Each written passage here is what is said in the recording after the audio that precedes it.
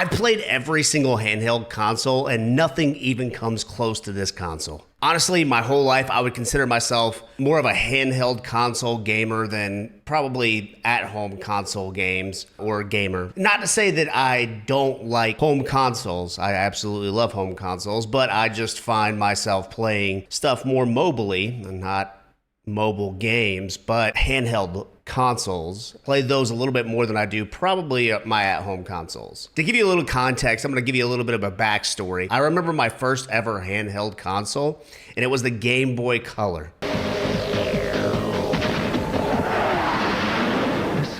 to a world of color for each and every Game Boy game. New Game Boy Color. What happened was I was over at my grandparents' house. My cousin was over. He had his copy of Pokemon Yellow and a Game Boy Color. And I absolutely thought the idea was of having something that I could play in my pocket was absolutely amazing. I thought it was the coolest thing ever. And I played his copy of Pokemon Yellow on his Game Boy Color, and I fell in love immediately with the portability aspect of handheld gaming. Later on that week, I was at my grandparents' house, and I had wanted to ask my grandma and my grandpa if they would get me the Game Boy Color that my cousin had. I thought the best way to get it would be to ask my grandma, who would then ask my grandpa. But when I asked her, she said to go ahead and ask them myself. So what did I do? The typical 7-year-old self would write down, will you buy me a Game Boy Color? And I had 3 options. One was yes, one was no, one was maybe.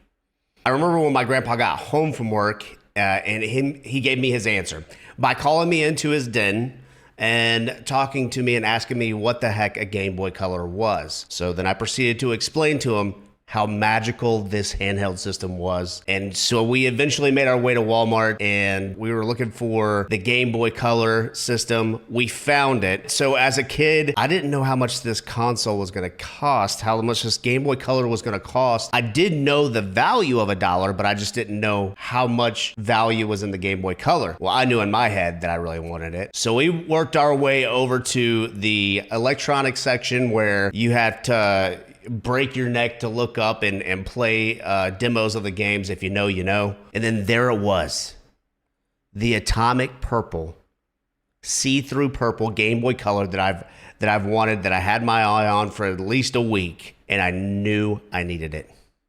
Now, back in the 90s, this console was $79.95. That was the original pricing of it, and in today's day and age, it would be around $170, probably. For context. So $170 was very, very expensive for someone who's 7 and may or may not like the console after a while. Not to mention, I couldn't go home without a game. I had to have a game. So my very first game on the Game Boy Color, I don't think this was a Game Boy Color game, but I got The Legend of Zelda, Link's Awakening DX. Down with Zelda from the very start. I got the heart and smarts to play the part. Down with Zelda. That was my very first handheld console I'd ever owned, and it holds a special place in my heart because of the story behind it. Functional? No. Special to me? Absolutely. Fast forward a few years, and I skipped the Game Boy Advance. A lot of my friends got the Game Boy Advance. I skipped it because I was like, man, I really wish there was something I could play that would have a backlight in it. Come to find out, here comes the Game Boy Advance SP. New Game Boy Advance SP. Featuring a luminous screen so you can even play in the dark. There's a rechargeable built-in battery. It plays your favorite Game Boy Advance titles. And it's compact, so it's ready to go. The Game Boy Advance SP had obviously the backlit screen, so I could actually play the game in the vehicle, in the car, riding in the car, in the back seat at night, which was mind-blowing and a game changer. And guess what? No more need for buying AA batteries and going through those bad boys left and right. Also, no more need for the light snake, so that was awesome. All of this to say that handheld gaming has held a special place in my heart for many years. So I stumbled across this well-known YouTube channel called JRPG Life. You may or may not know them. If you don't, I'll put one of their videos in the description. You can go check it out. They were on a quest to collect all of the Nintendo 3DS games, and there was a lot of games that they showed that I was like, man, that would be a lot of fun to play. Not to mention in my retro game collection, I have a few 3DS games and regular DS games that I wanted to play. They shared their love for the system and how much that was their favorite handheld game system ever was the 3DS XL, the new 3DS XL. And then looking at some of those titles, I could definitely see why. So now the last handheld Nintendo system that I got was the Nintendo DS, the original Nintendo DS. I absolutely love that console. And the game that I picked up for it was Super Mario 64. I think it was absolutely amazing that I was able to play Super Mario 64 with different characters on this handheld device.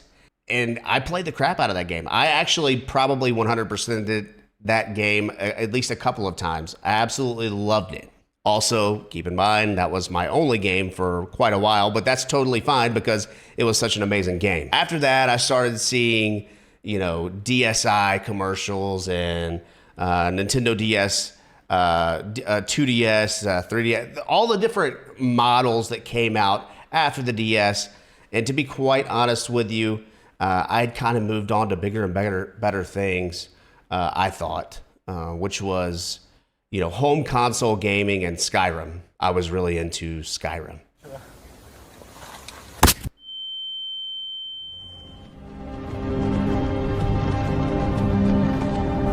Hey, you're finally awake.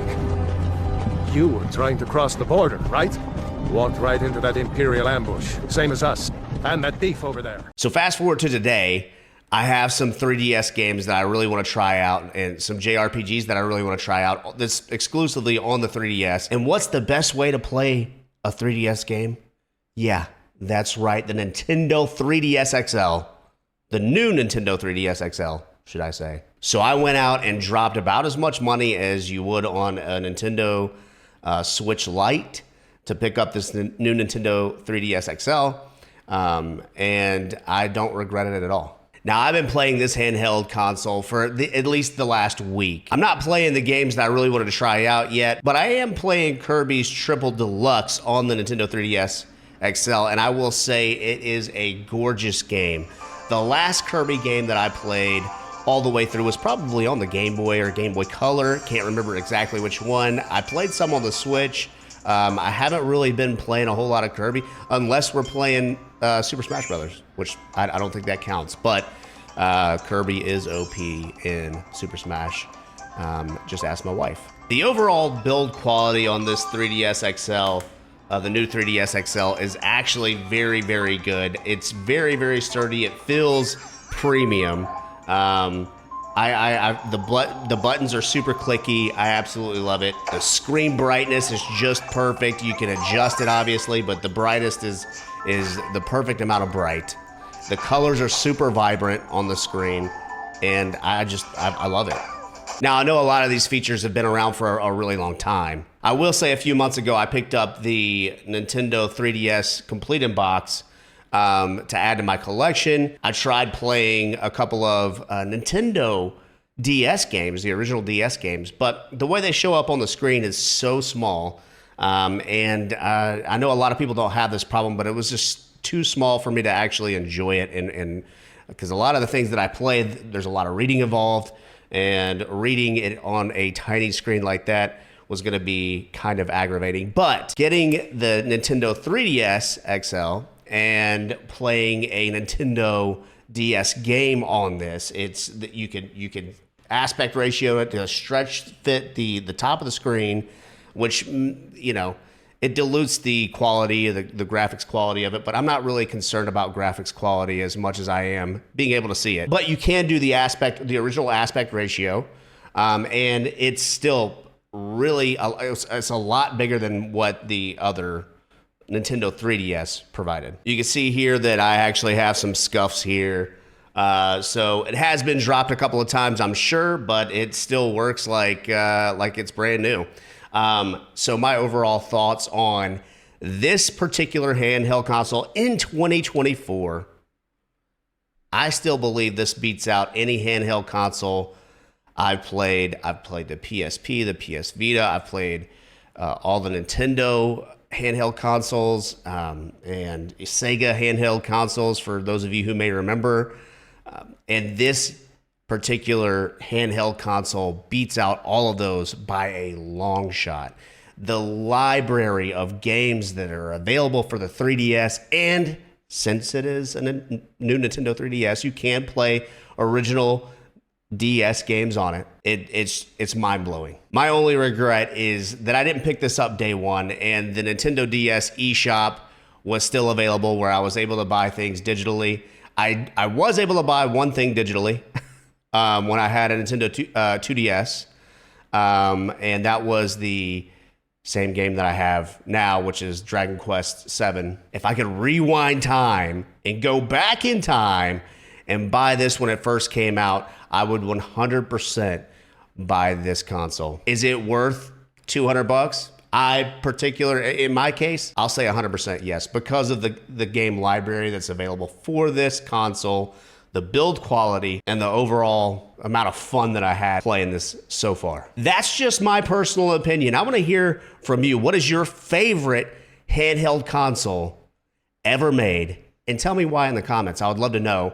And if you like this kind of content, make sure you like the video and you subscribe to the channel if you'd like to. I don't care if you do or not, but it does help out to stay connected with some of my newer videos that are coming out. So I appreciate all of you for watching this video, and we'll see you in the next one.